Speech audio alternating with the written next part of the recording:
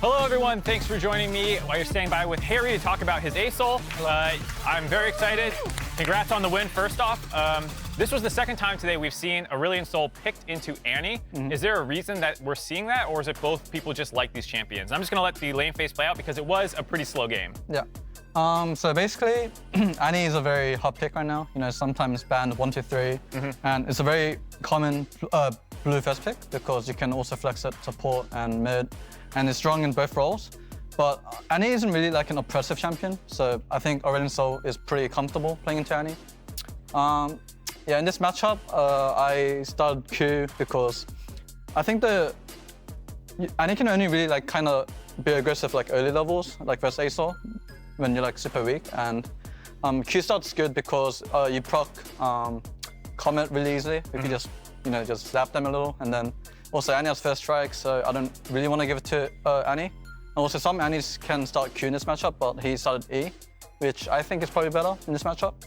And basically, I don't really want to push in this lane because Annie has really good gank setup, and once you're pushing, then it's very uncomfortable for Asol. So I try to keep this lane I try to like keep this lane state, like keep the minions here, as much as I can. Yep. And yeah, he wasn't really like trying to bounce back the wave or anything. He was just like kind of slow pushing for me, and then I just farm it up with my E, and I'm just collecting stardust in this lane. And eventually I outscale Annie, so I'm just happy just farming it up, and then we were like even CS the whole lane. So obviously good for Asol. Yeah, good for Asol, and I was pretty happy in this matchup, yeah. Okay, cool. Other question really quick is I saw you took Scorch instead of Gathering Storm, which I think most people go. Is it just something where you feel like you want a little bit more power in the early game to like bridge you there in the lane phase, or is there another reason? I think Gathering Storm is probably better in most situations anyway, but I think in some matchups when you can actually like fight back and trade back, Scorch is pretty good because, Asol just procs Comet and Scorch super easily, and it gives a bit more power in the laning phase, which is kind of nice in some matchups. And I think Annie is a very playable matchup for Asol, so. Cool. We're going to skip ahead now to a team fight. I want you to walk me through a little bit of team fighting on Aurelion Sol. No problem. So you guys had like a bit of a Baron setup here, and we are going to have them kind of come in and contest and try and jump onto you. Obviously, Aurelion Sol is a pretty tanky champion, so just walk me through if you want me to pause or anything, like what you're looking to do in team fights. So basically, Asol, I think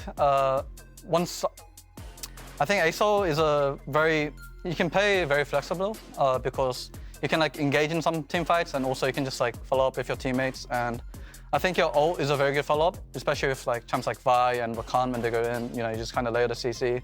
And then also he's very good at cleaning up champions. So he's like kind of like Zeri, where like they'll try to run away, but once you get a kill or assist, you'll just get your W reset, and then you just kind of keep chasing them. So. Cool. Yeah, this is pretty much what happened in the fight. Yeah, they couldn't kill you. There was no follow-up. And also Asol's super tanky, and it's really annoying with the Riot. So. Okay, cool. Is there any specific tips that people should have in team fights on him, or is it mostly just try and survive, and then you can do this kind of chase down that we see here? I think it's important to have the ult upgrade in like key team fights. So you don't really want to just waste it for like one kill. You kind of just want to use it for a big fight. I think that's really important. And I think using your W really well is very important as well. So like in fights, I think using the walls, like going past the walls and hitting them is really good because first of all, if they have like non-target abilities like Nautilus Q, you can like dodge it just by going through the wall. And it's kind of hard for them to hit you back. And yeah, I mean, I think he's just broken champion, so. Just broken, just pick it. Yeah, just pick it and farm it up. Thank you so much, Harry, for giving us your tips on Aurelion Sol. We'll send you over to the rest of the lounge to break down some more just Team Liquid stuff. Over here! No. Go ahead and join over here, Harry. Thank you. Yep. Come on. Yeah. Chilling right here with us. Hey, I'll catch it. I got great hands. Hey, don't trust Mark ever. We've been talking a lot about Team Liquid because you guys win all your early games, and then you've won 5 of 12 games. So I'm just wondering what the conversations have been like as a team with so many like kind of just disappointing losses, because it's almost worse to lose mentally when you're throwing a lead. So how have you guys been dealing with that? I think our early games have been really good, which is very important. And I think doing well in laning phase isn't something easy. It's not something easy to teach. So it's obviously like a very strong factor for our team.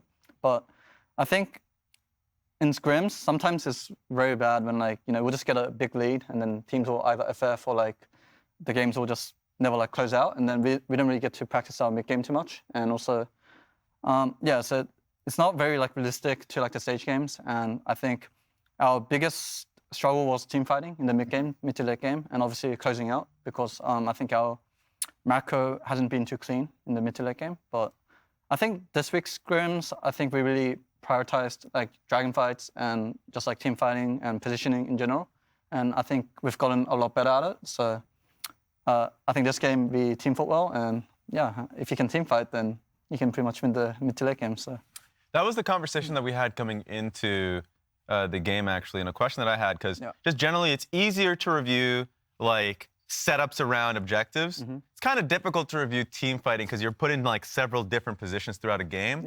Can you walk me through the process of like trying to make team fights consistent on stage after like kind of practicing and reviewing like kind of inconsistent team fight situations?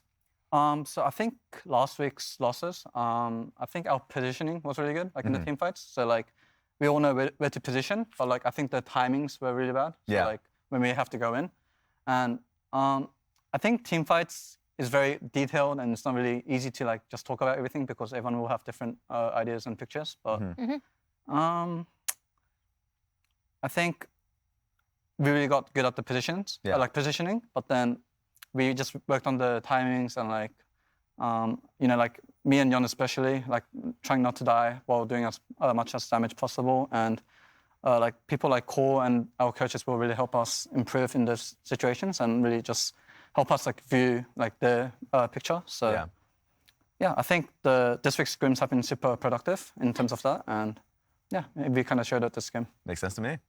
All right. Well, thank you so much for coming and bot reviewing and joining us here on the couch. Now back to Gabby and Azael for the final game of the day. Thank you. Thank you, Emily. Last game of the day.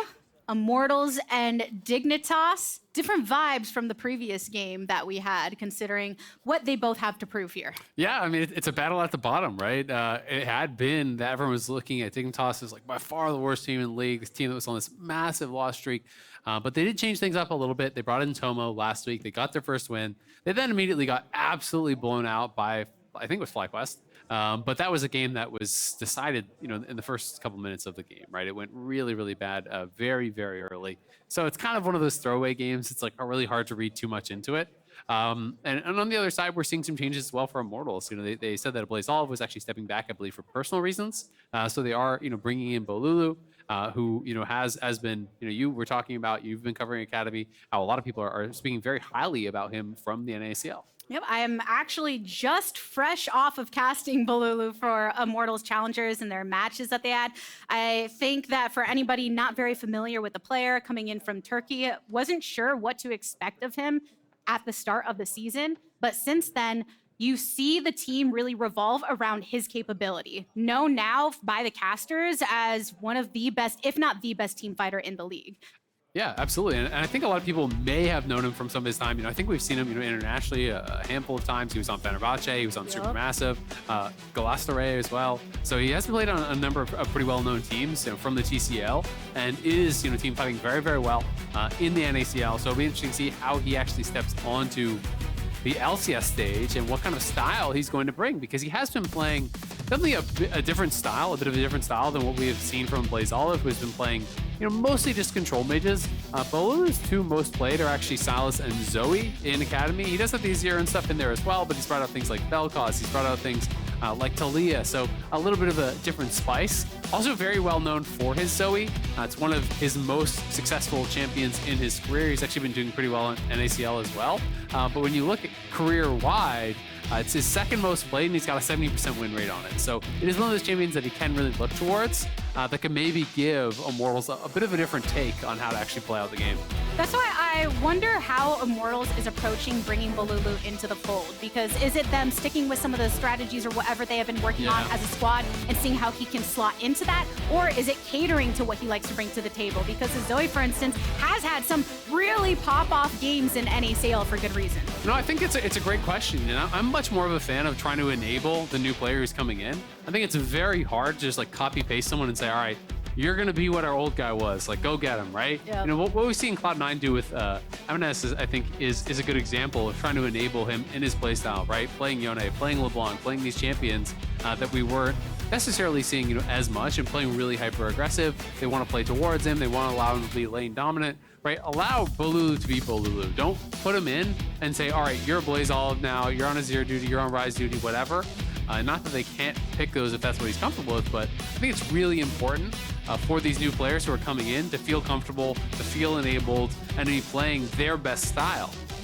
Enabled to play the way that they want to play, and yeah, in that best style. I mean, Bolulu in interviews on the NACL talked about how Zoe, for instance, one of the reasons he really likes the pick is because it's one of those champions where you have to think about the fights before you even get in there and be very calculated in your approach and meticulous with the way you use your abilities. So if he's really wanting to have that approach to the game in these fights, what will enable him to fall into that line of thinking in this matchup against Dignitas, who are also very motivated to turn the tide of their story of this year? Absolutely, and that's going to be what we have to actually find out here. They are just going Xayah Rakan 1-2 on red side for Immortals. So pretty interesting. It feels like you're expecting a heavy dive comp then, but you can go poke, right? Like you could just go Caitlyn Lux here, and I think, or Caitlyn even Karma would be pretty difficult, I think, for this Immortals team to deal with. Then you kind of are relying on your jungler coming down. Kate Nami also really strong 2v2 if they want to go that way, but it's going to be one of those 3 enchanters, I think, almost guaranteed. So they are locking in the Karma. Not necessarily, I think, what I identify as an IgNar champion, but I think a good answer to what they are trying to do. You know, generally when you're playing against Xayah, I feel like you want to kind of pull away from playing dive and play more heavily poke. Xayah really answers well when champions are actually diving in onto her, set up that ultimate, you disengage the engage, and then they're pulling back that feathers on all those champions that were engaging, really getting so much out damage. But when it is poke, it's very difficult for her to deal with, and we are getting that Zoe, and it is going to be a blind Zoe for Bolulu, so they will have some protection bands to throw out and then potentially can counterpick here for revenge. So we'll see what the answer is going to actually be for Jensen. Okay. Now I'm just wondering, how much is Bolulu feeling himself today? Because now your team has allowed you to bring the pick on which you have been having a grand time thus far in 2023 against Dignitas, who have some opportunities to respond through their draft. Yeah, this will be interesting. It's also a little bit curious. Generally when you see Zoe come out, traditionally, it's paired with a poke AD, right? Varus was banned out, but things like Zoe Ezreal were super popular for years. Zoe Varus, Zoe, as well as someone who can kind of follow up and poke and prod as well. Rakan Xayah are pretty different. You can look at it multiple ways, though. Maybe the thought process here, Zoe softens someone up, Rakan hard engages, you try to kill off that person in that way. So we'll see how they're going to actually play it out and what they want to draft for jungle and top to try to pull their composition fully together. Because on the other side, Dignitas has the ability kind of draft more poke, draft less commitment if they do want. And throwing down those protection bands for Bolulu, it's actually Yone and Orianna. Jensen definitely not really known for the Yone. He has played it in his career, but 0 times this split. And it's not one of those champions that you really associate with him. He's much more known, I think, for the mages. He's not really been in his career ever so much of an AD guy. Which makes sense now with what has been done to Orianna in recent patches to take that away from Jensen, who has such comfort on the pick, and push him towards something on which he might be a bit more uncomfortable. And Dignitas still looking for those solo laners on their side, while Immortals have their response now in the draft, looking for a jungler to enable or protect the rest of their lanes. Yeah, so Vi, one of those premier junglers for sure. It might just be like a Vi. What do they want to pair it with? Is Revenge going to go full-on carry, or are they going to actually have something to act more like of a dive buddy and bring him into the fight? Revenge has been prioritizing those carries pretty heavily, but I do think, when there's Caitlyn Karma on the other side, you want to have an additional dive buddy, for that Rakan, for that Vi, people to actually be able to follow up and potentially knock down these members. Rakan is going to be, very powerful engage on some of these squishy champions. Gnar, relatively safe blind pick, but Revenge is one of the guys who could potentially go towards something, like the Aurelia or something aggressive.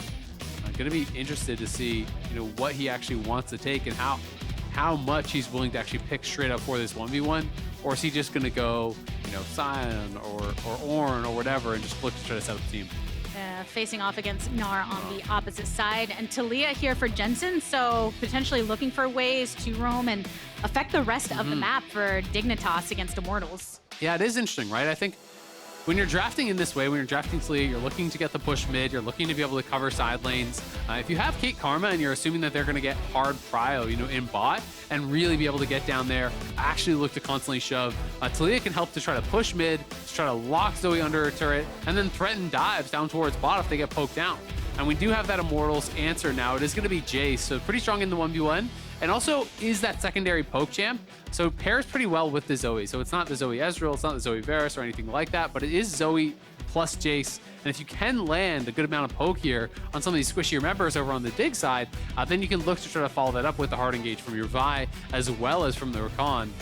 I would honestly love to see Santorin go for a pretty early Warmogs. I feel like it completely shuts out these style of compositions when you have someone who can kind of just frontline and actually just soak all of that poke, be able to be that brick wall in that front line. Because I think if Immortals can't actually land poke on carries, then it's going to be very difficult for them to actually find wins in these 5v5s. Heavily investing into the poke within this composition means that you are not investing into other tools that could potentially help yourselves against Dignitas.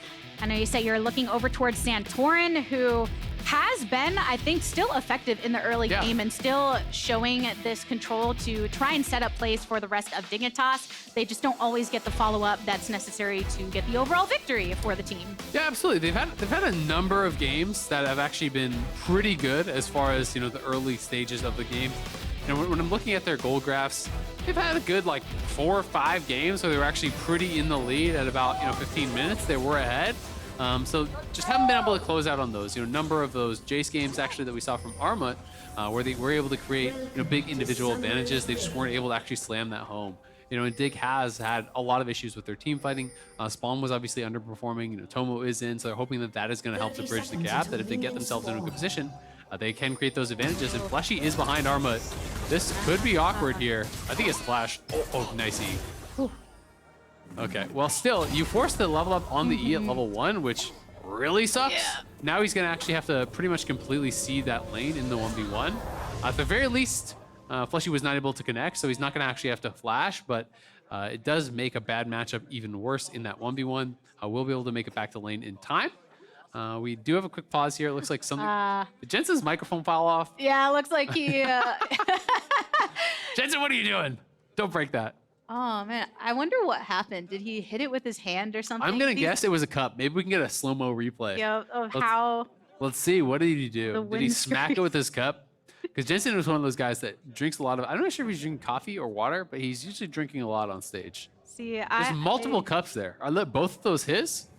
Yeah, maybe. I empathize with that. I'll have a tea, a coffee, a water, a Gatorade, another tea. You never know, but hey, he got what he needed. Got the windscreen back on. Oh, so there he's going again. Yep. He's improved his technique though. Didn't make the same mistake twice.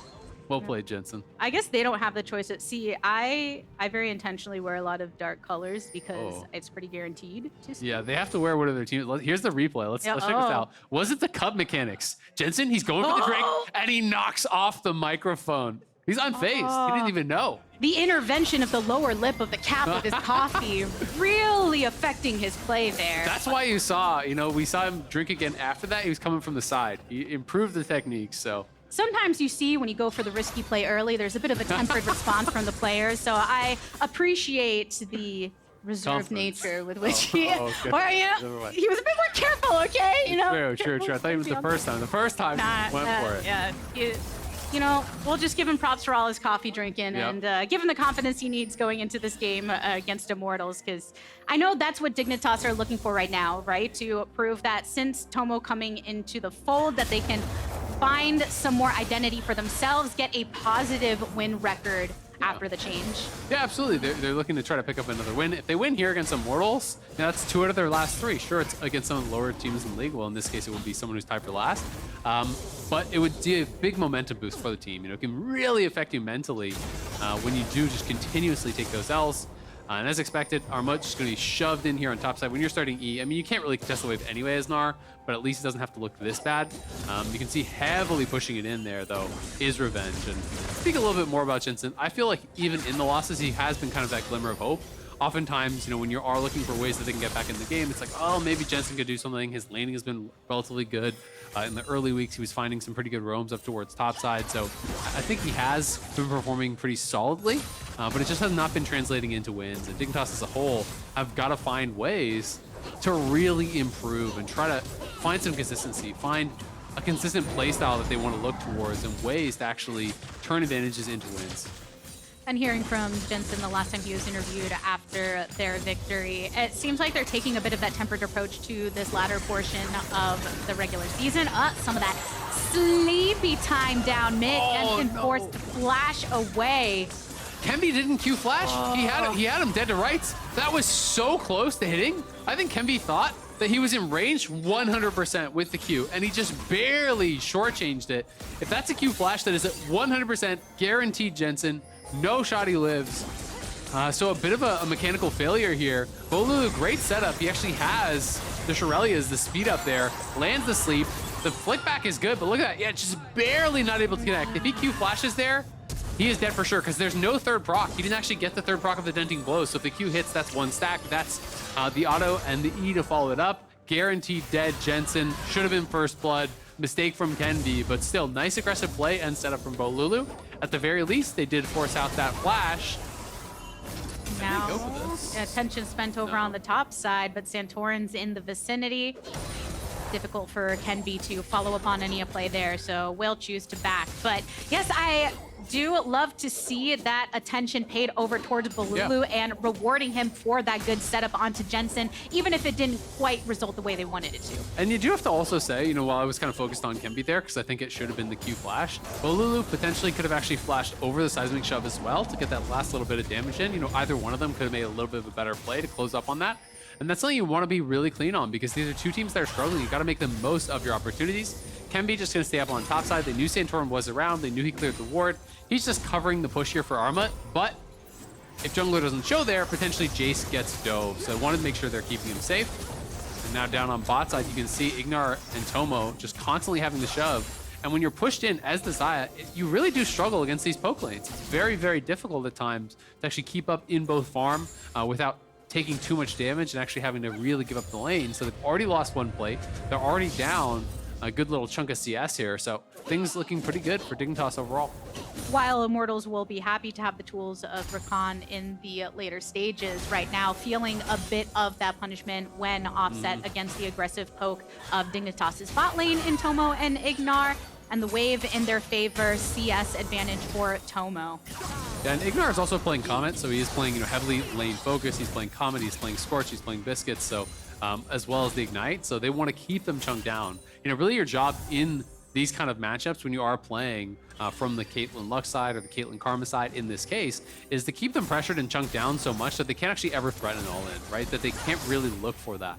And if you're able to keep them at this low health, at this low mana, having to spend those abilities to actually even just get CS, then you're really in a position where the only way they can get bailed out is with a jungle gank, because there's no shot you're going to lose that 2v2 on an all-in.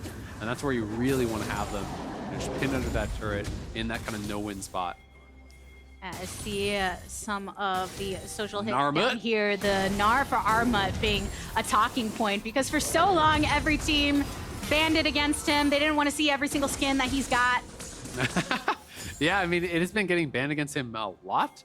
To actually look against, so the banned against, let's see, how much has been? Yeah, so it actually been banned against him 100% of the time. So this is actually the first time that it hasn't been banned. I'm not sure if they were all phase 1 bans or if some of them were phase 2 bans. But yeah, it had actually been banned out every single game. So it is the debut of the Armut. They do actually put some pressure on him on that level 1, so putting him behind early. They had the counter pick as well for Revenge, so potentially that's why they were comfortable giving that over. You can see Bolulu has a smite. So they do have his smite to secure it, because Kenvi did not actually have his available and are going to be able to grab that first dragon for themselves. You just need one, and they had one on mid. So making sure to get that first dragon for Immortals side. And nothing really to worry about over for Dignitas. We were just talking about the Narma, and I'm curious to see how he can bring this very comfortable pick to the rest of the team in the team fighting later. Yeah, I think that's going to be really exciting, right? Because that is where this team has struggled most, right? Is actually being able to push the game forward in mid-game, to be able to find ways to actually get a win condition, right? Even when they had advantages for Armut when he was actually playing Jayce, it didn't really result in any wins. So this is going to be interesting, you know, on this kind of ultimate comfort pick, as you're talking about, can he be that X factor in a team fight? He has been put in a difficult situation, having to start E level 1, being in a counter pick. But if he can find ways to really contribute in that 5v5, that could be massive for Dignitas. Dignitas looking at a nice glimmer for the future, because as of right now, there's no major advantages. Just that early dragon that was taken over by Immortals. You can see Kenvi starting up on the Rift Herald, has the presence of Revenge alongside with this rotation from Fleshy to support this topside objective taking. Any potential intervention from Dignitas with the rest of the team at the ready. They want to step into this, getting the stun and the shove and the flash away from Revenge. Attempted knock by Armut. A follow-up stun and an ace in the hole to finish off. Tomo picking up first blood. Yeah, Immortals are the one that actually start that up, but Dignitas had first move. Look at Xayah. Xayah is actually down in bot lane, right? You know, looking for the push down here, so not going to be able to have that assist. Tomo comes up towards mid lane, pushes out a wave, and just gets given free first blood with the ulti. Everyone backs off it. Armut finding a really good Mega Gnar there. Santorin looking for the engage. They knew they were too late to actually get the Herald itself, but they were not too late to get the fight after, and that does put them out to a nice early lead. Of course, Kenvi can earn some of that back with some plates that they could potentially crack here with that Herald, but going to be really happy about this. The Caitlyn, who was already ahead, has now been gifted first blood. And yeah, sure, Tactical gets a little bit of a CS advantage, you know, being able to farm down on that bot side, but he's still down 12 CS plus the first blood now, and this Caitlyn is going to be really, really heavily accelerated. So still looking at those big threats for later on. Dignitas starting to set that Caitlyn up really nicely. Continuing back over towards lane with IgNar on the way means we'll potentially see some more of that aggressive poking. But as far as Dignitas' side, as we take a look here and the way they're able to take this first move up, it was great. Yeah, absolutely. Just nice CC chain there. Santorin, you know, locks up that ultimate there, and then Jensen, seismic shove guaranteed through. Oh my God, the shot from downtown. Everyone backing off. And no, actually, check that. Everyone backing off except for Jensen. He wanted that first blood. Jensen was going for it. Everyone else was backing it off. Doesn't really matter. Just has to go to one of the carries. But in this case, feels so nice for Tomo. They are going to drop Herald bot. They recognize they need to keep Tactical in this game. Can't allow him to be falling too far behind. So if you can actually zone Tomo off this wave, plus get the plate cracks there, looks like Solo played gold as well. Went over to Tactical. I saw the 175 pocket. I'm not sure if that was from 2 plates combined or if he did actually in fact get Solo. But either way, a nice little injection of gold will bring him almost back to parity. So he is down only the 200 gold or so against Tomo, which is really not a big deal. And it's going to have Tactical, you know, keeping up now with this Caitlyn. Yeah, so I mean, Tomo getting that first blood and then wanting to inject more with the way they're pressing over on that bot side. Tactical able to keep up because of that lonely time down in bot, as well as that Rift Herald being offered down in the bot direction. 11 minutes into the game and still a few minutes for some plates to be taken if any team does want to go for it. But over on Dignitas, I think it was great to see how they were able to approach that fight and stay coordinated with the champions that they've brought to the table and making sure they put that gold over in the right direction. And those micro moments are what you want to look towards for Dignitas to keep consistency through the rest of the game in their fighting. Yeah, absolutely. I mean, their top side has a lot of ability to CC chain. Jensen flashing back though. Trying to assist, Kenvi going in for it. Santorin with the ultimate in response. Jensen eliminated by Immortals here with the pressure. Yeah, and that time they fully commit. They're making no mistake about it. Flash on Kenvi, flash ignite on Bolulu, flash on Fleshy as well. Everyone hard committing to get that kill onto Jensen. Jensen flashback very early to actually create space from that buy. As Tomo back here to bot lane, they're actually looking for this kill on Tactical, and he is very far up, but he's looking for the 1v2. Tactical wants to take Tomo down, throws down the ult, tries to slide it back, but Tomo gets it. Meanwhile, over on the top side, Armut in a dangerous place, but Revenge, ooh, can't pick up. Yeah, Revenge, no more spells available, and Armut about to go mega, so had to back it up. Knew that he could have been able to potentially turn that around. Nice attempt in the 1v2 from Tactical. I wonder if he could have actually gotten the kill if he committed the flash as well. I want to see when he actually used the feather pull. Did knock down that play. Turns around here as Tomo actually steps forward. Oh, he used it very early. That's what happened. So he actually used the QE just for the poke, and he doesn't have the E here. Otherwise, I think he could have looked for a potential E flash onto the Caitlyn and maybe got that kill. Nice attempt from Tactical. It is an overstay. It is unfortunately another kill going on to Tomo. So paying for his greed there a little bit. Dignitas will spot them on this dragon, but not really in position to contest, unfortunately for them. It looks like it's just going to have to be given over there to Kenvi as Immortals grab their second dragon of the game here pretty early. So a little bit of pressure now on Dignitas to be ready at this third dragon. It means a Cloud one for the next one at that. And Immortals, that's when you're looking at the early game and the way they can try and offset maybe a bit of a kill onto Tactical. Hey, we still have this warding up over on the bottom side. Let's try and get here before Santorin can make it to take the second dragon. Yeah, we'll see if they're going to be able to do that. Immortals have been, I think, pretty good at actually capitalizing on some of these opportunities. Trying to push heavily on bot side when we're seeing Dig commit towards top, and you can see the emphasis on bot. They want to cover, these roams. Dignitas wants to be able to actually make these plays happen. That's why there's so much vision in that bot side river. But the problem is they're actually missing out on multiple wards here in this area, which is likely where Jensen would actually be looking for those Taliyah ults from. So Jensen has not been able to actually find anything really with the Taliyah ults at all. He has been the recipient of some of the pressure through mid. Kenvi coming on that first time, not able to get the kill. The second move towards mid with Fleshy as well. 3v1, they are able to finally get a kill there. And it does mean Bolulu now has the mythic done. He's ready to start looking to kind of flex some muscle. And I think first setup is going to be so big around these dragons because if you're trying to face check into Zoe, it's very, very difficult. If Zoe and Jayce are there first and you're trying to walk blindly into that poke is going to shred you. But I have to point out, Santorin actually went Warmogs first. I was saying this is what I want him to do. I didn't actually think he was going to do it, to be honest with you, because I feel like so few pros do this because they just kind of autopilot and go mythic. I actually think it's kind of Giga Brain because now you have someone who can face check that poke. You're not going to 100-0 the Warmog Sejuani with just some Jayce poke and some Zoe poke. So he can actually be that guy to step up, eat the poke, and then just regen right back to full and create that space for his carries. And Santorin, just known to be a very intelligent mind, take one for the team type player. To build this way makes a lot of sense with his approach. And right now, over on the top side, getting one to sleep in the pursuit here by Fleshy for the lock and the quickness, and Armut, the target of tons of effort from Immortals to finish him off before they can rotate on over. But Santorin with a responsive ultimate as well. Ace in the hole again, but don't even need it to finish it off. Jensen, this time, Jensen got to get the kill before the ultimate came in from Tomo. But Dignitas throwing one back onto the support after their top was taken means they can pressure back over in towards the river. Yeah, it was a great sleep from Bolulu to actually set up that initial kill. And they do commit in, they do kill off Armut, but they chased very deep to do it. And as Dignitas do arrive, the punish is there. They get a kill back. They're trying to look to challenge here. Can Bolulu find anything? They proc the eye, so now it's just going to be a 50-50. The eye is not going to actually spawn again. And Santorin's team has left him. Oh, and Kenvi who gets the smite. Yes, it trying to find a wall right now. IgNar with the tether for the root. Jensen throwing down the divide so they can make sure to finish off Kenvi before he has any escape. No flash at the ready. Santorin with a kill credit. Yeah, nicely done to at least get the kill back. Santorin actually interrupted the Q charge there from Kenvi, and Kenvi had no flash, so couldn't get over the wall.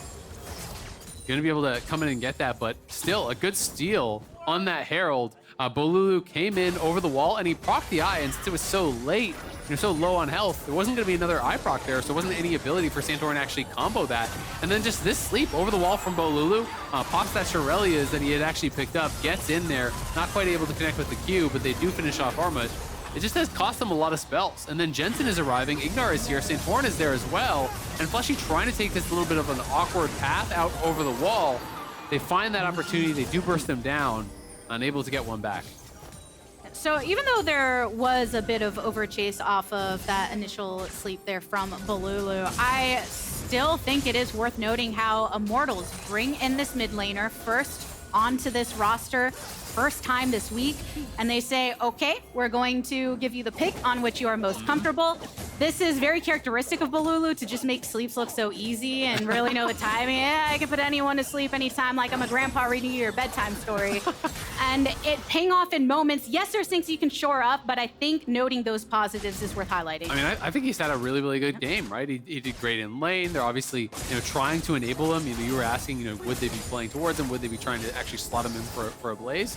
And they very clearly are trying to enable him, not only with the pick, but also with where they're putting their resources. Kenvi went mid early. They could have had that first blood if they played it a little bit more clean, but then they regank. They get that kill on Jensen much later. So they're trying to give him the resources to carry. He's got great farm. Most on his team has a kill, has an assist, so he's in a good spot. And the game definitely in their hands. And right now, this is that Rift Herald that we saw the fight to the smite for, and Immortals getting the charge here on mid, but lots of damage coming down from Dignitas means they can't actually finish it up. The Dragon being up, this is what you do a lot of times with that Rift Herald, put that pressure over towards mid so that you can start up on the Dragon.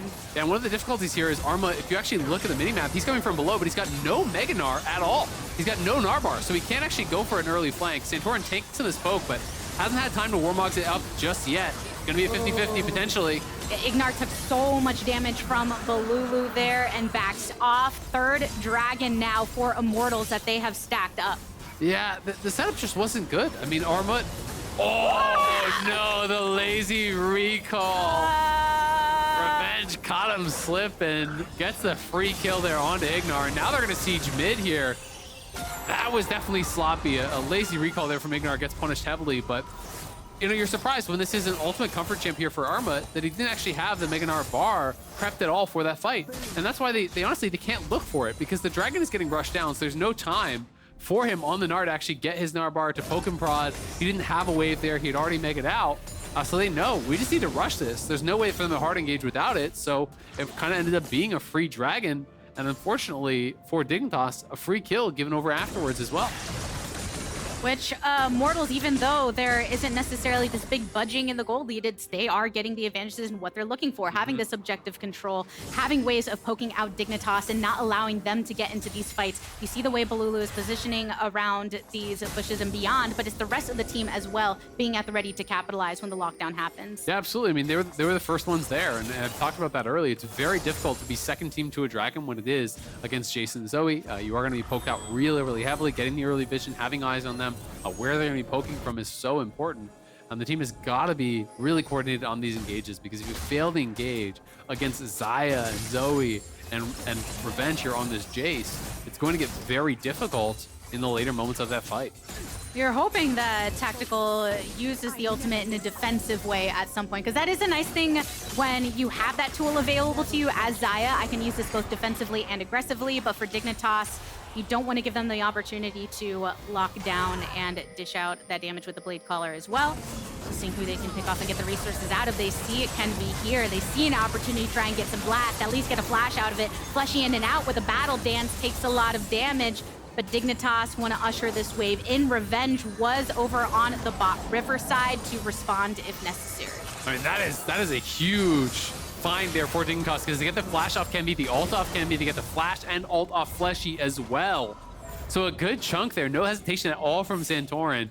It doesn't need to be this Xayah. Xayah's playing cleanse. Xayah has the ultimate. Xayah has the Gale Force. You're not going to be consistent on connecting ultimates on the Sejuani to her, so you just have to take those targets that as they show themselves. Tomo in some trouble here potentially. Has the shielding from IgNar, had the flash, but the response from Bolulu to come back on that, and another sleep. Look at the dish back damage onto Kenvi though, as Santorin comes in with the assault. Tomo kill, 2 down for Immortals. That is huge. Tomo able to survive. Does have to spend both his summoners, but really playing that out well. IgNar blocking the damage following through, making sure that Vi couldn't actually get to him. Actually stop that Vault Breaker from coming through. And Dignitas winning big there, now swinging the gold in their favor. Santorin has been out on the map harassing them.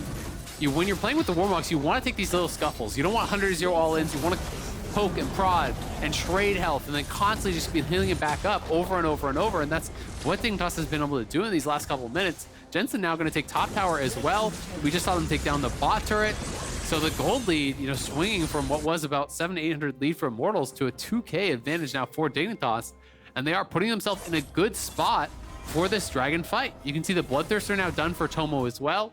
A lot of people have even been going BT first on a number of different champions. We saw earlier today from FBI on Aphelios, but I've been seeing it on MF, I've been seeing it on Draven. People really starting to prioritize playing this BT, dealing with poke, but also the survivability.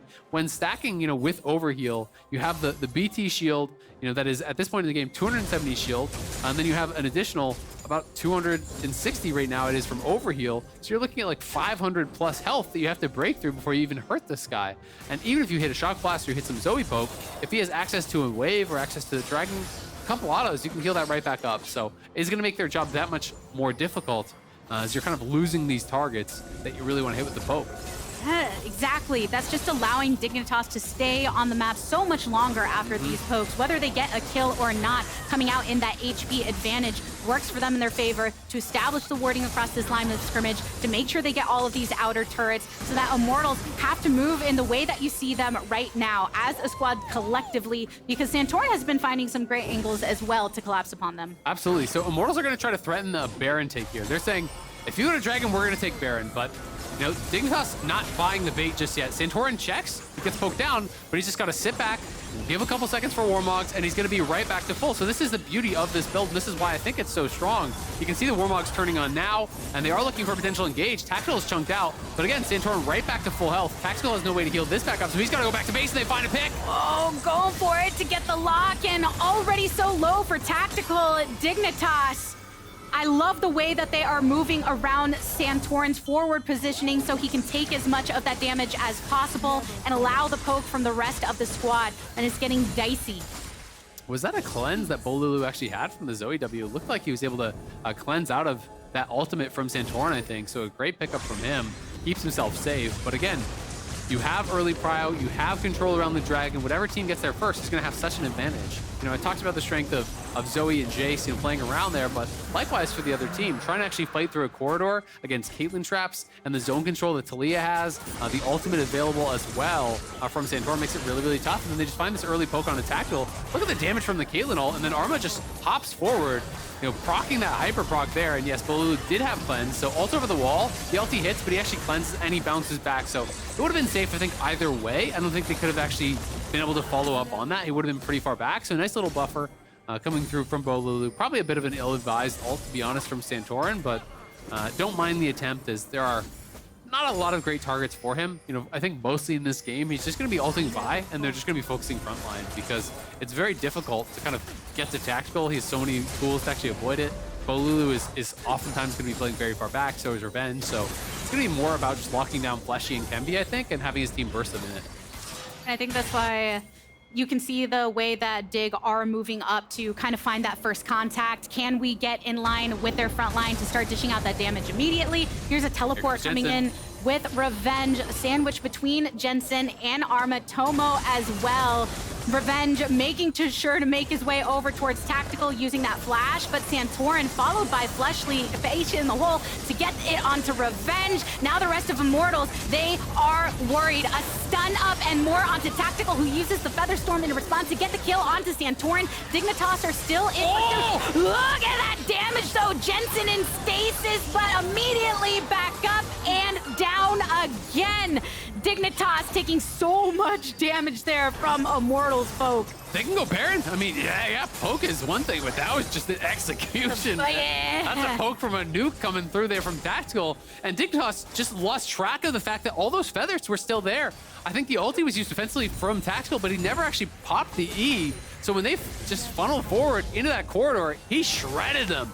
And that could actually be the straw that breaks the camel's back here a little bit. Jensen making a huge error. Armut's going to try to get in there. He's trying to prop up that Gnar bar.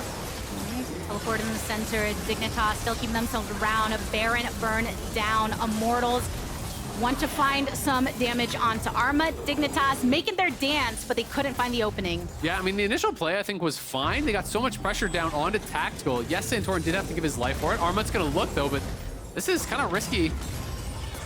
stun onto Revenge. IgNar making sure to speed up. Lots of damage back onto IgNar. Tomo finishing off Revenge to the best of his ability, and Kenvi into the backline, gets there with the ultimate, out with the Q, and another pop from Tomo to get a kill for Dignitas. Oh man, Immortals just made such a great play, and then they kind of just throw away their advantage. Really sloppy stuff from them there. Kenvi and Revenge both dying. Revenge at least was for 1-for-1. I'm not really sure why Kenvi was actually sticking around, because the rest of the team had all started to leave, right? You know, when you look back to that earlier play. So here is way back to the initial play with the ending seconds there from that Gnar. Armut goes in, does proc the stun. They force out the flash, but they say, we can follow. Everyone is actually here on the map. You can see them coming over. They look for this chase in here. But this is that problem. When you're actually funneling into this kind of corridor, this is where Xayah thrives. They try to push forward here, but look at that ultimate coming down. And yeah, he never used the pullback. So the Feathers are sitting here this whole time. They just lost track of the fact. They assume that he pulled it through, and then they step up and they get shredded here in that middle area. Jensen way too far forward, just completely lost track of the fact that Xayah still had the Feathers to pull back. They got punished so heavily. It does cost them the Baron. But at the very least, Dig did get a couple kills back afterwards. Tomo, though. Another buy into the back. Tomo flashing away, and Kenvi also on the exit. Fleshy making sure to stay by tactical side. They want to keep him alive, and they do have that poke for themselves to get that damage onto IgNar, to get that damage onto Santorin. Weaver's Wall for the separation of one. Sleep onto Armut. Revenge into the back, but ends up giving his life for it. Dignitas see if they can capitalize upon getting that kill. They have a wave coming across mid, and Santorin still just gonna get his HP right back up to frontline the rest. Yeah, I mean, he's healed up multiple times, it feels like, in a row now. He's gonna have to back it up now as the mini wave is gone, but just great ulti from Jensen. Tomo sticking around to actually finish off that tower. But the ulti segments the team. Revenge was locked in. Remember, he didn't have the flash from that earlier gank that they made down towards bot. Was still actually missing that. And it's just so tough. Yeah, they can land the poke here onto IgNar. They can land some poke onto Jensen, but if Tomo gets hit, he's healing it right back up. Like, look at the overheal plus the Bloodthirster shield. This is what I'm talking about with this item. It is so hard to actually get through that. Then you have Karma shields coming in on top, and it's easy to say, yeah, you have to kill the Caitlyn, just focus her, burst her down, but very long range. You know, if you have summoners available, if you have Gale Force mobility available, 90 caliber net to actually pull back as well, it's tough to actually burst through. You know, that looks like nearly 3,000 health that they're basically having to get through with those shields as well.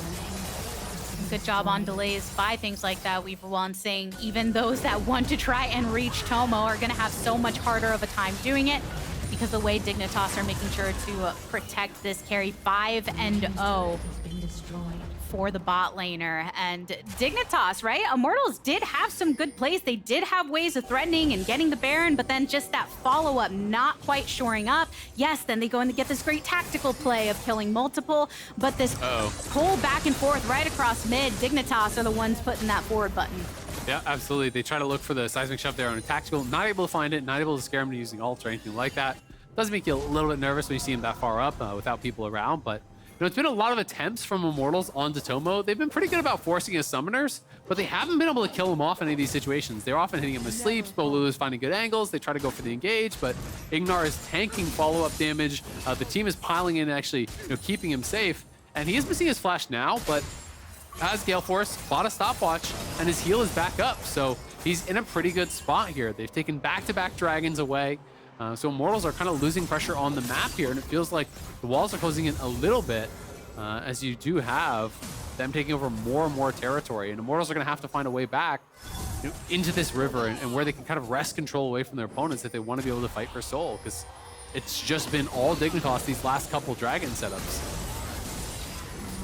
And if you are on the side of Immortals, though, and you're looking for a way to regain control, to maybe start getting words out there, is it just getting a pick onto somebody else if you can't reach Tomo? How are you breaking into this? But it's Dignitas that are the ones setting it up. Another Weaver's Wall coming in from Jensen to get the separation. Coming in the opposite direction for tactical. Dignitas now starting to get bundled together, but they feel nice and healthy. They feel very comfortable in their HP, but Fleshy from over the wall gets the multi-hit, but goes down. A knock from Armut, but it's 2 eliminated from Immortals for the 1 trade on Dignitas. Revenge on the retreat, separated from Kenvi, who gets stunned up and delayed, going for the blast cone hit, but you've got all kinds of terrain under you, Jensen, to be able to finish that off for Dignitas.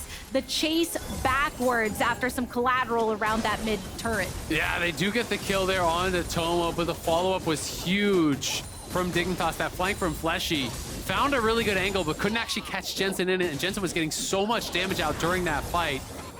Bolulu looking for the sleep angle, not quite able to hit it there onto Armut, but I just love how Santorin is actually positioning in these fights. Look at where the poke is coming from. This is where the poke is going to come from. This is the line that Santorin is going to play, and it's just you shall not pass, right? He's going to put himself in between.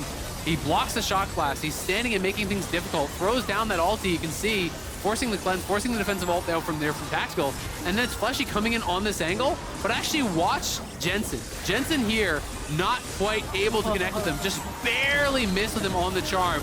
Jensen kites back, is getting full damage out here, and then Armut in the backline back here actually gets a full combo down onto Tactical. Tactical gets stunned up, and remember, he had no cleanse, no ulti, because Santorin had actually forced it earlier, so it's that 1-2 punch, getting those cooldowns out early, and then Armut finding a great angle to punish. You know, that, with the fact that Jensen was free, meant sure you killed off Tomo, but the solo laners just roasted Immortals there. And it is getting tougher and tougher, it feels like, for Immortals to really get things done with this composition, because even Armut now has 2 completed full tank items. So he's not a good poke target. Santorin is a useless poke target. Tomo is not really a good poke target either. You got to try to hit Jensen and IgNar basically, but they're not exposing themselves. They really aren't at the work of the rest of the team, right? Santorin and Armut making sure there's never any way to expose their backline and taking all of the lock and the poke that Immortals are throwing their way. And even just the slight difference, Jensen not getting hit by that quickness, being able to do what you want him to do here on the Taliyah. And now because of it and the advantages that Dignitas have been creating, they're first to rotate over towards this Baron side, set up some vision. They know where Immortals are coming from over on mid, and some of what was working out for Immortals before, not so much now. They do have to be careful though. I don't like that Dignitas is actually playing to Baron side with Dragon spawning, because it's their opponents who have soul point. Santorin's the one to go and get locked into it, gets knocked up on the response, and a bit of a switcheroo as Fleshy gets knocked down to 50% HP. Tomo with all the shields at the ready. Look at the way he's able to poke down, even though Armut and Santorin have been brought low. Even that is enough HP to keep them for the time being. Tomo flash over the wall after all the action coming from Immortals on the bottom half of that fight, but they lost their jungler. It's a jungler for support. Yeah, and Santorin's just going to right back to full because he has the Warmog, so he heals right back to full. And they're just going to start up this Baron, but Bolulu does have a flash stolen. Could look for a play. Oh, he gets asleep! Sleep, go to sleep, but can't get the follow-up because Dignitas respond as much as possible. They're still on the Baron. Lots of damage onto Bolulu. Revenge, the one looking for the play onto Tomo, who goes into stasis. Jensen trying to hit with the Q, but Bolulu over the wall. It's still Santorin to secure the Baron. All the while, does Revenge want to continue follow-up? Another sleep, this time onto Santorin. A good follow-up and another slap. They'll do it Tactical with a kill credit. Oh! Stasis, Revenge is now Tactical here with the ultimate and more blades, more feathers to be rained into Jensen, but a pop downtown to finish it off from Revenge. It's a scrappy one here after that Baron. Yeah, and they gave over Soul to Immortals. I just don't really get why they were playing so heavily towards Baron side when it's soul point for your opponents. You're supposed to be doing that if you're the ones ahead on Dragon. You know, if you're ahead on Dragons, your opponent's hit one Dragon, you get the Baron, you're so heavily advantaged from that. You just gave over Soul, a permanent buff, which also, by the way, really helped them chase you down because of that additional move speed in that long extended play. So I think Dignitas are just going for the wrong play from the get-go. They are basically forced onto this because look on the other side of the map. They know that they are giving up Soul for free, so that, well, I guess you got to go for the Baron, but it's going to be so difficult to do this against Revenge here on the Jayce and Bolulu on the Zoe.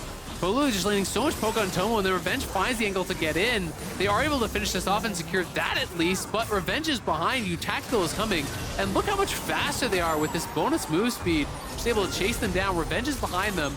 This is really the only way they can try to go for Revenge, but look at the stasis timing. Perfectly used on the ulti there from Armut, because Armut looks for that IgNar. If he actually connects with that, Jensen gets seismic jump out of that. Maybe you can 100 to 0 Revenge, but he just uses the stasis on it, and I feel like Dig just kind of threw away what was really a good 15 minutes or so of play with just a really poor objective decision. They should have been playing for Dragon, not Baron.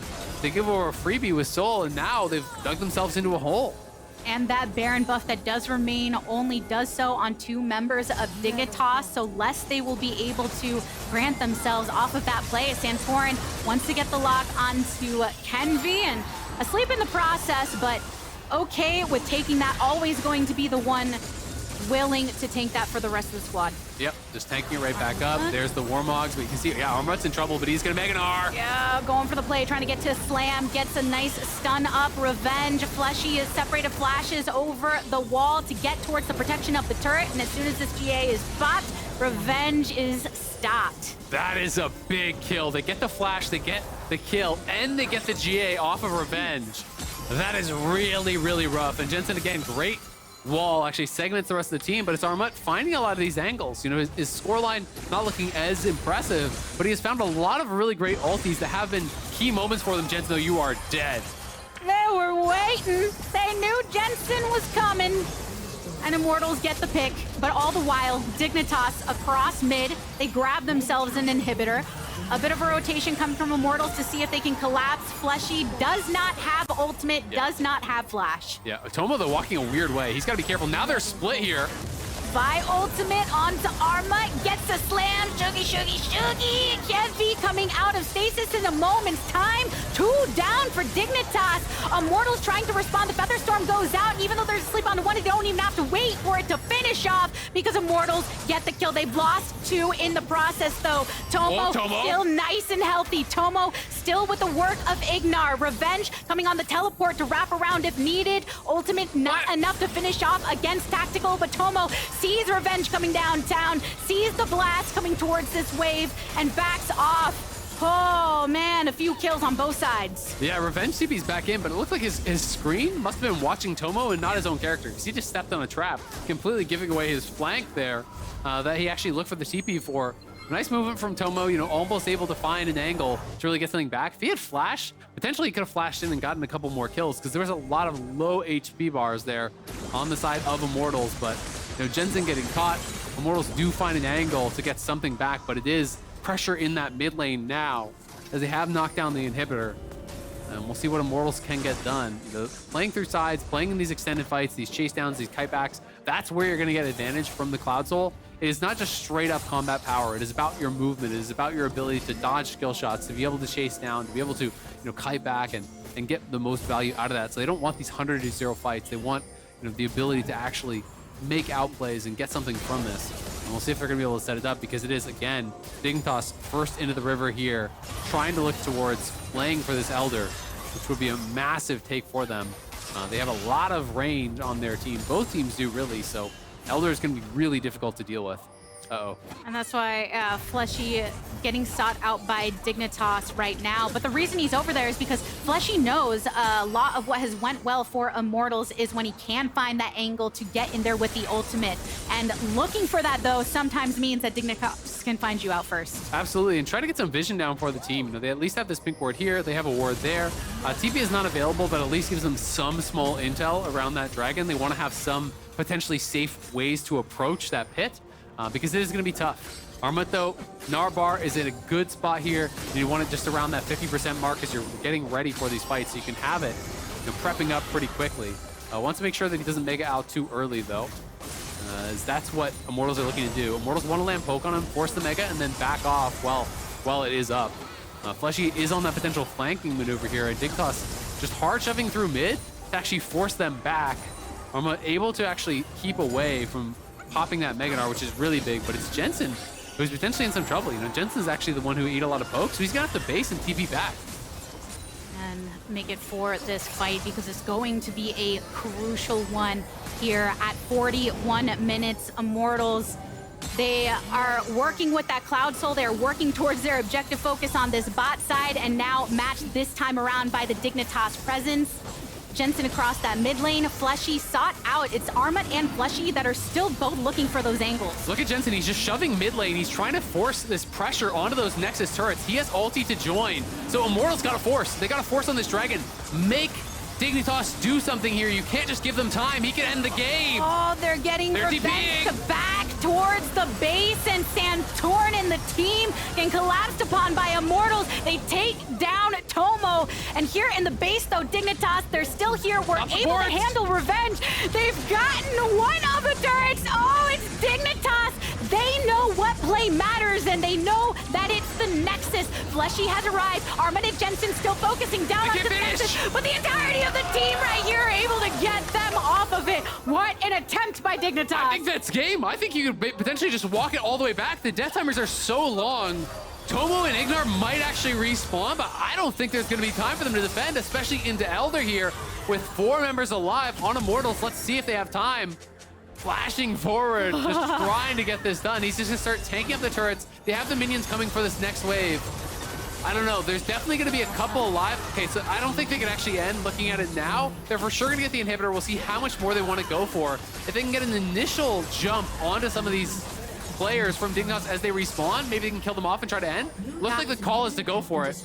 How much are they willing to push forward on this with Fleshy already low, looking to get a charm up and teleport coming in from Immortals, but Dignitas, they're here to make their stand. Kenvi eliminated IgNar and Tomo, and the rest can make, He's trap. they took him down. The 3 down for Dignitas, 2 for Immortals. They back on out. And Jensen is respawning. They can actually march down mid now and try to end themselves. It's both teams going back and forth for it. Do they just go to Baron? Who actually makes the less risky call? Because it is an open Nexus now for Immortals. Yes, the inhibitor respawns. You can't just fully backdoor it.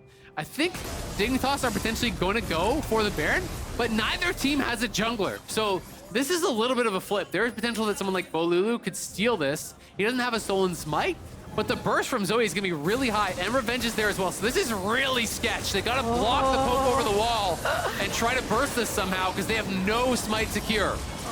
They're looking for it. Dignitas, they're still on it. Over the wall. Immortals, can they find the vision? Can they find the poke? Can they find and Bolulu finishing it off for Immortals. They get the steal, boy! Oh my god. Armut, what are you doing? Why are you not behind the bear? Just block that. He's full health. He can just stand on that side of the Baron, and that should be theirs for free. They spent so much of their damage early on. The Baron was at about 2K. Armut just needs to try to block that. They should be able to ward over the wall, see where they are, stand in front of it, just take the poke. That is rough. This game is going off the rails very, very quickly. 2 failed Nexus presses. Both teams not able to actually finish it off. And now the stolen Baron. And this is where Armut needs to be playing right here. This gets hit to about 2K. This is where you can actually look to burst it, right? But Armut, I think, is just really scared of the potential burst from that Elder buff. You can see the Elder buff is still actually ticking on him, but no one is there. They waited so long to finish it. They let Bolulu actually burst it down 2K, and his Q came back off cooldown because they were so slow to actually commit to it after. They were so nervous to finish. That is a critical mistake from Dig, and one that they're really going to be kicking themselves for. Because that is going to be that major objective that is the only one on the map for now, and it's going to give the Baron buff over to IMT. But let's be honest, all down to execution at this point. People are all hitting full items, all hitting six items and pots. So at this point, if you mess up, you can get instantly killed. Just gonna have to see these teams clash into each other again and again. Things have been wild since that Baron take by Dignitas originally and trade for the soul. Yeah. It feels like we've gotten this totally swingy nature. Okay, they get Baron, but then Immortals punish it, and then we get this push and Dignitas try to end, and then Immortals come right on down mid lane. Who knows who's going to just get the better execute the next time around, especially with all the time that has passed. We got some flashes, we got all the ultimates. Yeah, we do have to track the flashes on the carries. That's the big thing right now. You can see Jensen is just about to come up. There's a tiny sliver missing. The tactical is the one that you're kind of looking at because he has no flash for now. That poke did nothing to Tomo as the shields plus the overheal and the BT shield as well. This is a tough ask to try to dive this through the Caitlyn traps. So they just need to try to wave clear this out. Jensen gonna throw out that ulti to zone them off. Keeping them into a fish barrel best they can. Tactical going in for the feather, storming into the backline. Kenvi takes down a lot of damage. A charm on Armut means that he is destroyed. Tactical, they take out one of the frontliners, but they want to bring their pressure elsewhere. Yeah, Armut thought he had the kill. It looked like initially, you think, Kenvi, you went way too deep, but he is the GA, and he actually gets the healing coming down from that Radiant Virtue that's keeping him alive. He's barely able to get out of there, and Armut couldn't Mega Gnar. He was so close. It looked like he had just basically a full bar, but couldn't actually get it, and now they're pushing in here. There's such a long time on Armut. Nearly 40 seconds. Tomo! Oh, they got the root. Tomo has to get him back and down. Dignitas cannot keep their carry protected. And even with the GA popping up now for revenge, a full collapse onto the Nexus. It's time for a Nexus to be taken down finally. Tactical goes in there, catches Tomo out, solos out the enemy AD, and that is going to claim victory for Immortals. It was a wild one, 47 minutes long. Woo! This game was a journey with failed Nexus pushes, with Baron steals, with Elder takes. It had it all. And Immortals, thankfully for them, are going to be able to claim that win. That is a big one to remain ahead of Dignitas in the standings, to take some of the wind out of the sails here of Dignitas. And I think they're going to be really happy to get away with a dub. Really start stringing them together and follow some momentum. Very big confidence booster when you make a change on your roster and you can come through with a dub. But that was a difficult game to predict, Azael, from the later portions, especially because when you're looking at these two teams, looking at Immortals and Dignitas and how they have performed thus far in the season, you don't know what to expect in the end game. There's no reliance as an audience member to say, but they really shore things up in the end game when they get into these little crazy shenanigans. Yeah, absolutely. I mean, I think it was a pretty wild game. No one is going to be able to really predict exactly how that one was going to end. It's a successful debut for Bolulu. Definitely getting the support of the crowd here today. Bolulu can be really happy about that one. I feel like he was landing so much poke. He landed a lot of key sleeps to try to help set them up. But I've got to say, looking on the other side, Dignitas really fumbled the bag on this one. It feels like this was a situation where Immortals, I think, had pressure early, but I felt like Dignitas from, I want to say, 10 minutes to like 25 or 30 really started to take control. Santorin finished the Warmogs, the BT came in from Tomo, and it felt like they were able to shut down most of what Immortals was trying to do with their poke comp, and they got themselves into a really good spot, took 3 straight dragons, were looking to be in a spot where they could actually secure this game. And then I just think their decision to go for the Baron when Sol was on the table and they give over Sol for free was just such a head scratcher for me. That felt like they threw away all the hard work that they had actually done through the previous 3 dragon setups that they had dominated. And then they just inexplicably decided to set up for Baron instead of setting up for the Sol, which I didn't understand at all. I just feel like they were really, really undervaluing what the Cloud Soul did bring. They immediately get punished. Yes, they take the Baron, but they all get wiped on the exit. And that really kind of swung things, I think, back into the favor of Immortals. It really halted their momentum. I think there was definitely opportunities for Dignitas. I mean, they went for that Nexus end. They tried to full rush it down, but Elder was given over, and they weren't able to actually burst down the Nexus in time. Bases weren't able to be stopped and so on. So it got a little bit crazy after that. But I feel like Dignitas, had they played more consistently towards just going for Sol, they would have been in a much better spot to win that game. Yeah, I know that they're going to be looking at that and seeing what they can shore up for their future games in the remainder of the season. But that does things for us here at the casting desk. After that Immortals victory, Bolulu joins the LCS Lounge to close out the day. Thank you very much, Gabby. I told everyone this was going to be the game of the day. Don't want to hear it. It's true. What do you mean you don't want to hear it? That game was amazing. I did agree with you. It was so back and forth. Yeah, it was I loved every part of it. Oh, man. What was your favorite part? We've had some interesting Baron plays today. Oh, we I did? think. Yeah. We did, actually. Speaking of interesting Baron plays, we should take a look at exactly how Immortals was able to come away with that win. It's Bolulu with the Baron steal when there's no junglers around. Yes, this was after a flurry of base races. If you're looking at Armut, I would like to have Armut basically blocking because they didn't have a jungler to be able to secure this, so that would be nice. But it's Bolulu Zoe, man. A lot of people didn't get a chance to really appreciate it. This is an amazing play to be able to keep them in the game. Yeah. I mean, it's cool. It's always cool to see someone on their signature champion, and obviously we just got to see that, and we'll be able to ask him about it in a few. Absolutely. Now, there's nothing like being in person at the LCS, so our friends at Grubhub want to deliver you to the Spring Finals. Use code SPRINGFINALS on delivery orders of 10 or more now through March 13th for your chance to win a trip for 2 to the 2023 LCS Spring Finals on April 8th and April 9th at the PNC Arena in Raleigh, North Carolina. Terms apply. No purchase necessary. You must be 18 or older and a U.S. resident who enter. See official rules at grhb.me/springfinals terms. We don't want to break the law. Yep. The dive on when we were doing a giveaway, we might have accidentally broken the law. But now we have Bolulu here. U.S. resident. Welcome, welcome. How was that game for you? Honestly, I'm still a bit like shaking. Every time I play Xayah on these games, I'm very, very focused. Yeah.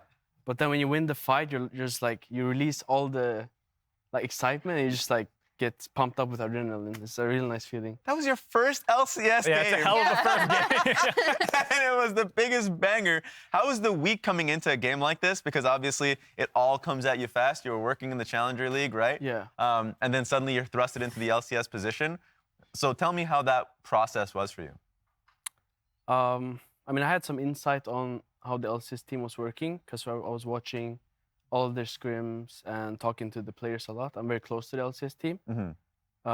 And I knew a lot of their problems. So I tried to, coming into the team, I tried to fill the role of like what we were lacking. Yeah. I tried to be very communicative and lead the team in a lot of areas. And it was hard. We only had 3 days of scrims. Wow. But we did decent, I guess. Yeah. So I'm happy, yeah. It was a good transition. And the guys are really like, the players are really talented, very nice guys, so it's very easy to come in. They're very, very like welcoming as well. Nice. I wanted to ask you about your Xayah, because obviously it's your signature champion. We were even looking up, because I was like, we've seen you in TCL, this is your pick. There's something in your facts on Leaguepedia that I have to ask about that Raz found, where it just says, he's so good at Xayah, the TCL calls it Bolulu Xayah. Is that something that's just in Turkish and mistranslated, or they just call you Xayah? They don't call me Xayah, but like Vel'Koz and Xayah are the 2 picks that is perma-banned against me in TCL. And whenever it's open, I just pick it, and then I usually tweet, you forgot to ban Vel'Koz or Xayah, like kind of a BM thing. And I honestly thought that Armut and Enatron would ban it, because they know me, we're very close. And they know I play it. So I felt a bit disrespected there, not gonna lie, when they didn't ban it. Yeah. You're able to punish them this game. So for people who might not know, watch a ton of international competition, that you've actually competed on international stages a lot of times before. Were you nervous at all debuting in the LCS today? Or were you like, oh, I've played bigger events than this? Or, how did it feel? Honestly, every time I step on stage, it's this like excitement. Yeah. And it's a very beautiful thing, I think. Of course, you're nervous and you're excited, but you're like in the zone and you're very focused. And I love that feeling that I get these like butterflies in my stomach when I step on stage. So yeah, I was nervous coming in, I'm not gonna lie. I was nervous. There we go. And honestly, it's something that I've noticed from watching your games, because of course, we already mentioned the fact you go to internationals. Something that I saw when you were playing with like Kare or someone, just like, you were the type of person, because you also mentioned coming into this team, you wanted to kind of like help fix some of the problems. You were the type of person that generally works really well with a carry jungler, or just like generally speaking, you'll work in tandem and communicate with that. Are you in that same role as you were usually, or do you feel like you kind of had to learn a different role with the new team that you were coming in with? I'm very adaptive as a player to my team. And I have played with very mechanical junglers. Like I played with Kakao, Chieftain, and they're like just godlike mechanics and just carry 1v9. Yeah. And when I have those players, I fill the role of trying to enable them how to play. Kenvi as well, very mechanical. So I'm down to play supportive and utility while he can carry. But I'm also down to also play carry champions and carry the game as well. Yeah, there we go. That makes sense. I'm fine with both. Yeah, excited to see what you can do in the rest of the split, hopefully. We're going to go ahead and move to our standings. Take a look after Immortals win. They are chasing up there, trying to catch the TSM Team Liquid 100 Thieves 3-way tie at 5-7, 2 games back now after that win. We also have FlyQuest advancing their lead. Golden Guardians, their win streak has finally come to an end at the hands of Team Liquid. It's a pretty interesting day one. What did stood out to you guys?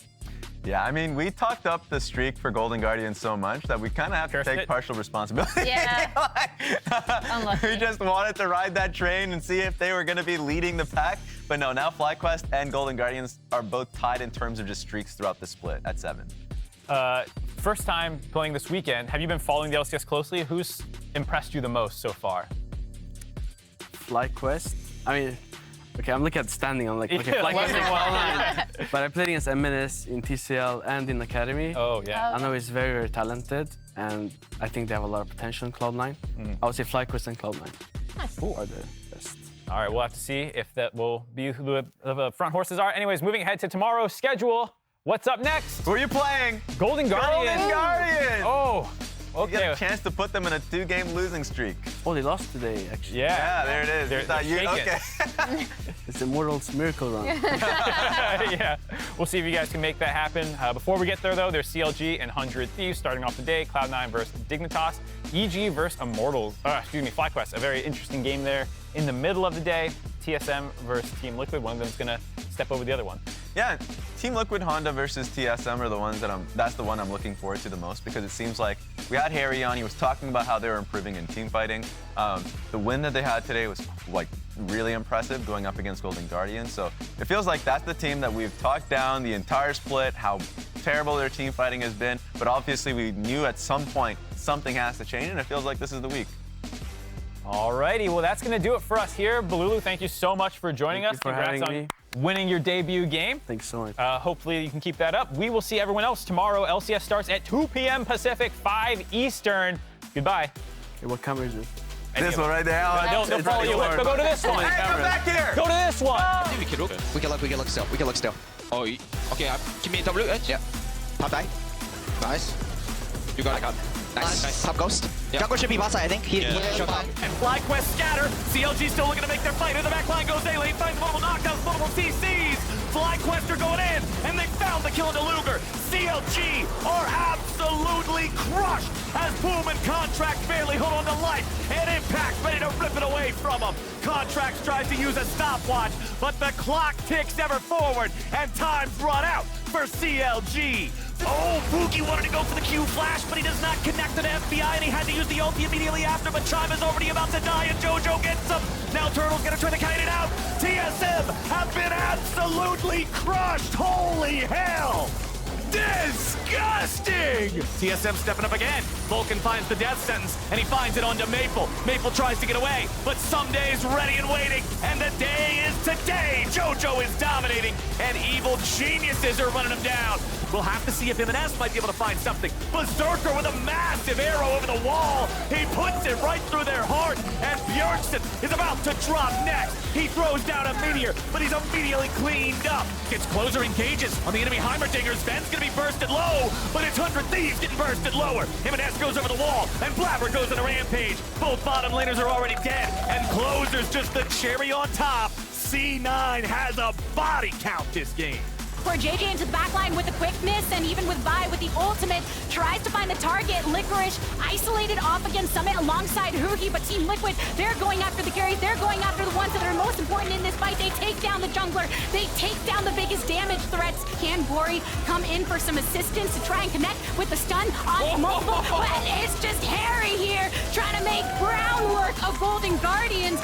Now the rest of Immortals, they are worried. A stun up and more onto Tactical, who uses the Featherstorm in response to get the kill onto Santorin. Dignitas are still in. Look at that damage though. Jensen in stasis, but immediately back up and down again. Oh, it's Dignitas. They know what play matters, and they know that it's the Nexus. Fleshy has arrived. Armut and Jensen still focusing down on the Nexus, but the entirety of the team right here are able to get them off of it. Nearly 40 seconds. Tomo! Oh, they got the root. Tomo has to get them back and down. Dignitas cannot keep their carry protected. And even with the GA popping up now for revenge, a full collapse onto the Nexus. It's time for Nexus to be taken down finally.